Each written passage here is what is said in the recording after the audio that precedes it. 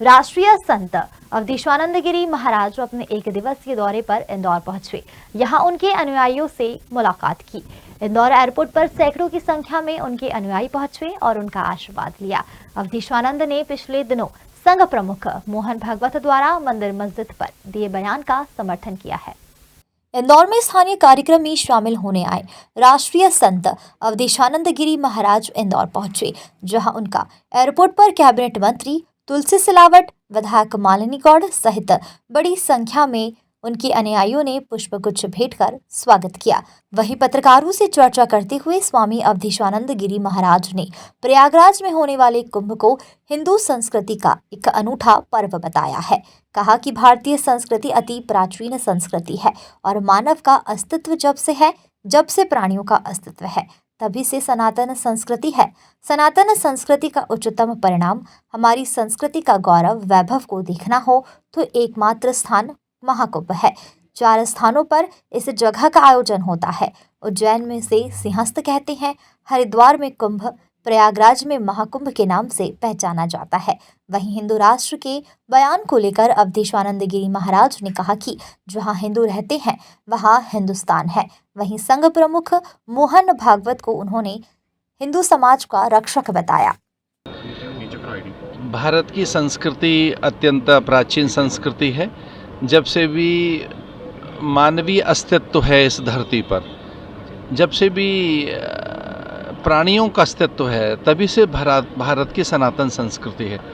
और सनातन संस्कृति के उच्चतम प्रतिमान या दिव्य मूल्य या हमारी संस्कृति का गौरव अथवा हमारी संस्कृति का वैभव कहीं देखना हो तो उसके लिए एकमात्र महाकुंभ, कुंभ का अवसर जो 4 स्थानों पर होता है। उज्जैनी में उसे सिंहस्थ कहते हैं, चूँकि वो सिंह राशि के कारण है। कुंभस्थ हरिद्वार में उसे कहते हैं। वैसे ही महाकुंभ है प्रयाग में, जिसमें लगभग 35 से लेकर 40 करोड़ तक श्रद्धालुओं के आने की संभावना है। वहाँ सभी मत पंथ संप्रदाय एकीकृत होकर आध्यात्मिक अलख जगाते हैं।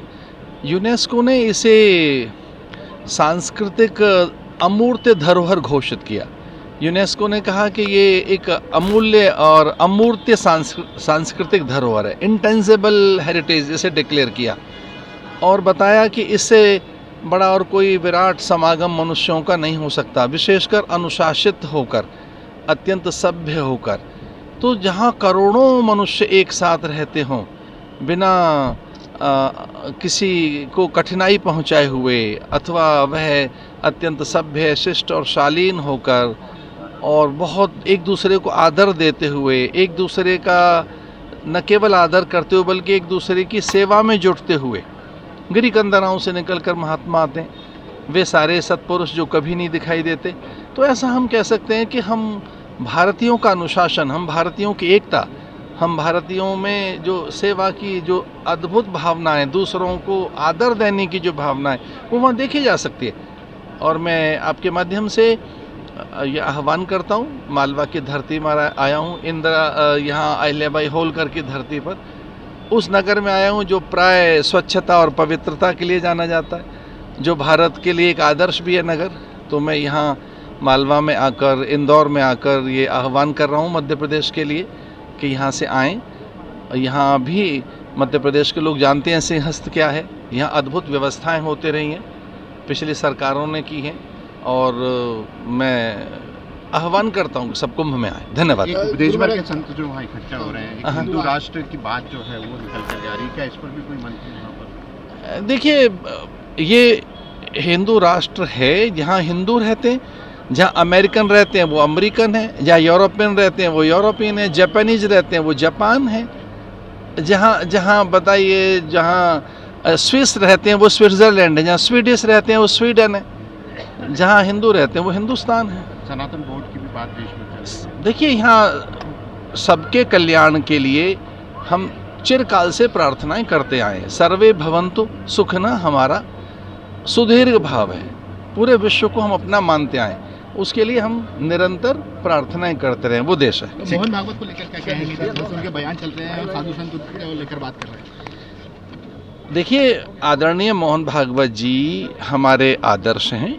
आदरणीय मोहन भागवत जी ने जो कहा है वो ये कहा है कि सबका आदर करते हुए, की भावनाओं का सम्मान करते हुए इस देश में हमें एक अच्छे वातावरण की निर्मित करनी चाहिए। आदरणीय मोहन भागवत जी हिंदू समाज के रक्षक हैं, उसके सबल संपोषक हैं। हिंदू मान्यताओं की चिरकाल से वो संरक्षणा के लिए अपना सर्वस्व आहूत कर कर जीवन जी रहे हैं। विश्व का सर्वाधिक अनुशासित संगठन राष्ट्रीय स्वयंसेवक संघ उनके नेतृत्व में चल रहा है।